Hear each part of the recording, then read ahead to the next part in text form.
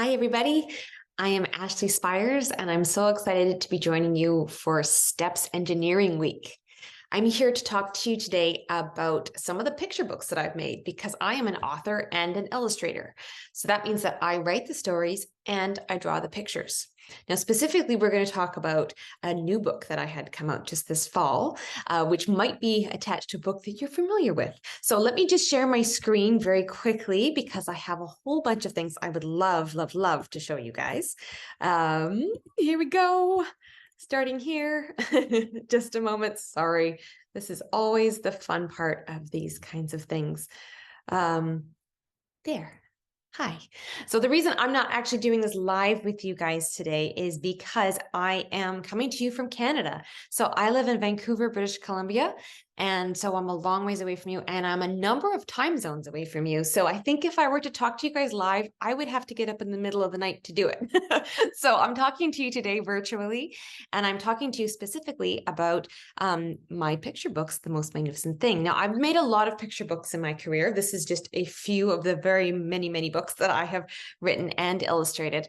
But there's one book in particular that a lot of you STEMmy folk sure have loved, and that is The Most Magnificent Thing. So hopefully you guys have read this book, or at some point you've seen it somewhere. In case you don't know all about The Most Magnificent Thing, this is a story that I wrote about a little girl character who wants to make the most magnificent thing. She could see it in her imagination. She knows just what it's going to look like. But when she sits down to actually build it, it doesn't work out. And so she doesn't let that stop her. She tries over and over and over again. And as you guys know, when you try over and over and over again and it's still not working, you get really frustrated, right? So in the book, the girl gets very frustrated. The dog pees on stuff because that's what dogs do. And she wants to quit because she figures, it's too hard. I can't make it work. I can't do it. Her dog, her assistant, I should say, suggests a walk, and just that little bit of clearing her head helps her come back to all of her things and start to see in the things that she didn't like, all sorts of parts that she does like. So she notices little bits of each of her attempts that will help her realize her vision. And then in the end, she ends up making, sorry about that, she ends up making a sidecar. So this book I made almost 10 years ago, and it has been embraced by the world over. So much so that here is just a snippet of the many different languages that The Most Magnificent Thing has been translated into. I think it's in 25 different languages all around the world. It's pretty amazing, and I was very excited to have so many kids, so many teachers, so many librarians love this book. And so I have, little spoiler there, have made a sequel. Before I made the sequel of the book, though, I also, there we go, had this amazing thing happen where The Most Magnificent Thing book was turned into a short animated film. So I think also some of you guys may have seen this, or you may be able to see this, because it seems to me like that was what you guys worked out last year. But it is this gorgeous short animated film. It's all about the girl trying to make something just right, just like in the books.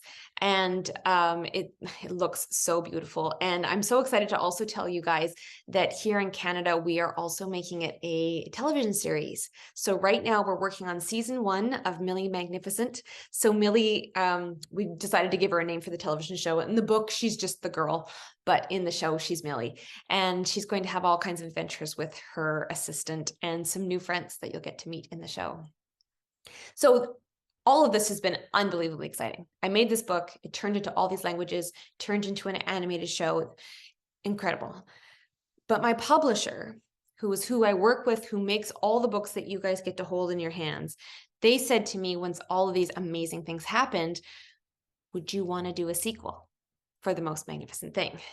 And I said, well, yeah, I would love to do a sequel. Of course I want to do a sequel for The Most Magnificent Thing. But what's going to happen in the sequel? I already talked about the experience of making something and how frustrating it can be. But what else could I talk about for this little character? So to start to remember what this character was about, I started to doodle her for fun. And I even played around with the idea that she would have maybe a Christmas story. Maybe she's trying to make just the right Christmas gift. I had all these kinds of ideas rolling around, but none of them were connecting. And I got really, really frustrated.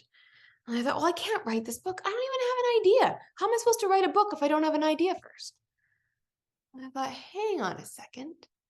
That's what everybody goes through when they're going to make something. Just like we're all going to go through that frustration of trying to get something just right, we're also going to go through a day where we don't even have an idea. And so it turned out that that was the idea.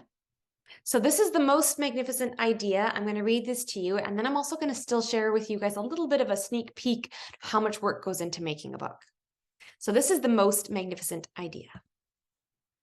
This is a regular girl and her best friend in the whole wide world. That's the dog. They do all kinds of things together. They play, they cuddle, they daydream, and they make things. Well, as you can see, she makes things. He mostly splashes around in ponds. The girl builds cozy things, whirling things, and helpful things. Things that grow, things that float, and things that swing. Some of her creations are good. Some of them are great. And a few are even magnificent. Her brain is an idea machine. She is so full of ideas that her hands can barely keep up. Every morning, she begins with a snuggle, a stretch, and then she's ready to build. But today feels different. She has her supplies and her assistant, but something is missing. I don't know what to make, she says. The girl has never not had an idea before. But that's okay. Ideas can't be that hard to find. So she's grabbing her coat, she's heading outside. Going for a walk is a good place to start, and her assistant heartily agrees. In the background here, there's a lady saying, "Here, kitty, kitty, kitty." They stroll and skip and play and splash. They admire other builders at work, like the bird here and some ants. And they help out a friend by returning the kitty. "There you are," says the lady. "You're not supposed to be outside." The girl returns to her workshop, but still, no idea. She looks around for inspiration. She could build a mobile, but she's already made 4 of those. Or she could make some cat toys for the neighbor, but she made a box full last week. She could make a fort, dog stairs, a bookshelf, or a solar-heated birdhouse, but those are all old ideas. She needs a new idea. A magnificent new idea. She's putting a lot of pressure on herself, right? She flips through her notebooks. She brainstorms with a friend. She researches the greats. She digs through her entire house, but she can't find a single idea anywhere. She decides to start making something, anything, without having an idea first. When she's finished, she steps back to see. Well,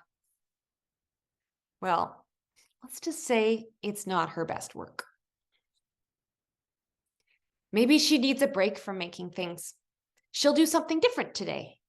She tries a bunch of new activities, but they are all too dangly, too dizzy, and too noisy. They're too buggy, too soggy, and too slow. Sorry, no offense to people who play chess. Enough is enough. The girl must get a new idea. She will not move until she thinks of something. She sits. She stares. She waits for an idea to pop into her head.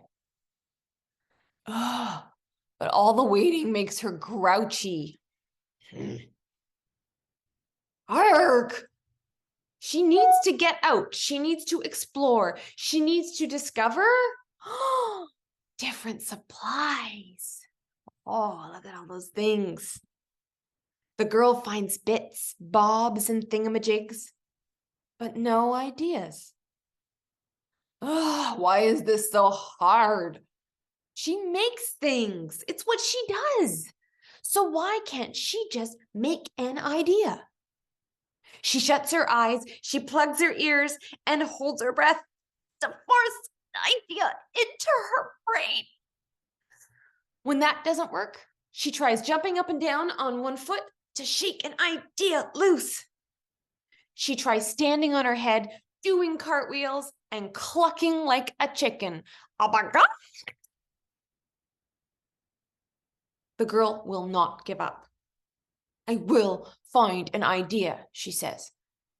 But she pulls out that box and, uh-oh, clash. Without ideas taking up space, her brain fills up with sad instead. What if I never have an idea ever again? She says. Oh. Wow, comes from the box. Hey, you're not supposed to be outside, says the girl. She realizes she isn't the only one who's lost. She takes the kitty home. Here, I found your cat. And the lady says, thank you. She keeps getting out. Just like that, it happens.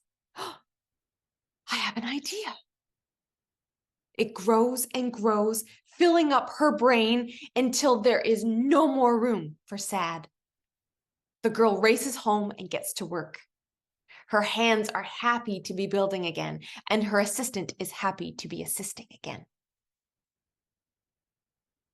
But no one is more pleased by her idea than those who inspired it. She built what is called a catio. So that's an outdoor enclosure for an indoor cat to keep them safe. P.S. I have one. The next morning, her idea machine is running at top speed.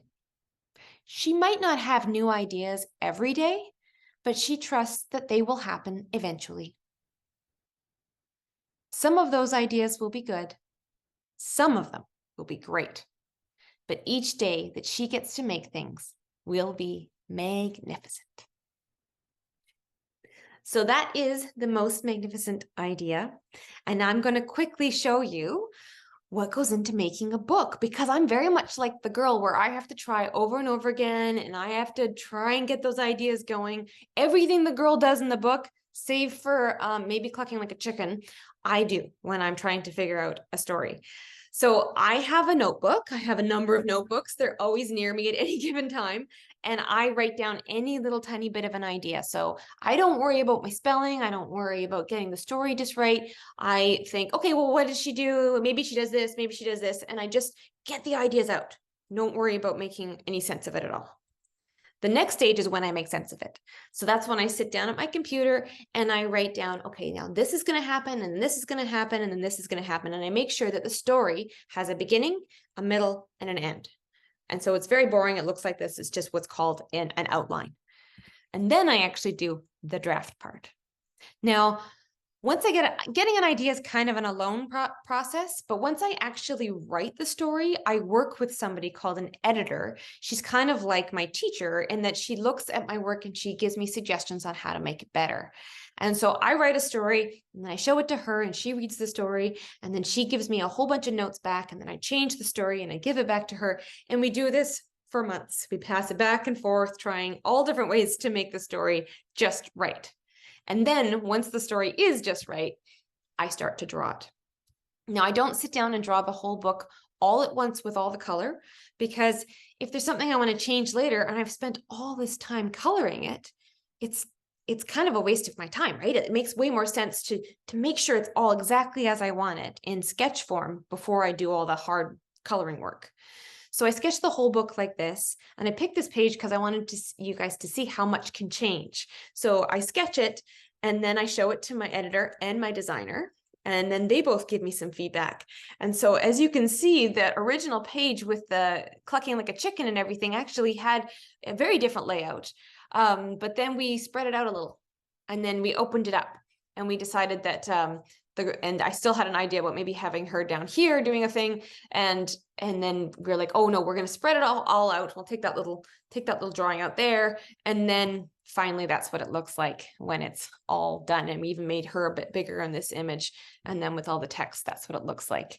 So that's how much work goes into one page of a book. And this book actually, I think, had 36 pages in it. So it actually takes me about 10 months. So that's almost a full year to do one book. That what took me 5 minutes to read to you guys today. So thankfully, people do like this book a lot and they do read it more than once, which is great because I've put a lot of work into these things. And now before I sign off from you guys today, I also want to share with you that there's more Most Magnificent Things coming down the pipeline. I'm currently working on this book right now. It will be coming out here in Canada this fall. I don't know when it's going to be in your hot little hands over there in Ireland, but it's an alphabet book. But it's more about all the things that we need to remember when we're creating things and making anything in general, and all the little bumps in the road, and also some funny beats, of course, with the dog peeing on some more stuff. And so I hope you guys get a chance to read it. I'm still, like I said, I'm still actively working on it right now. We're a little behind, but there is more magnificent things on the way. So I'm going to stop sharing really quickly here so that I can just say bye to you guys. So thank you so much for listening to me. I hope this helps you in all of the amazing creations I know you are going to make. And I hope you all have absolutely wonderful days or nights or mornings or whatever time it is where you are. Thank you so much. Bye-bye.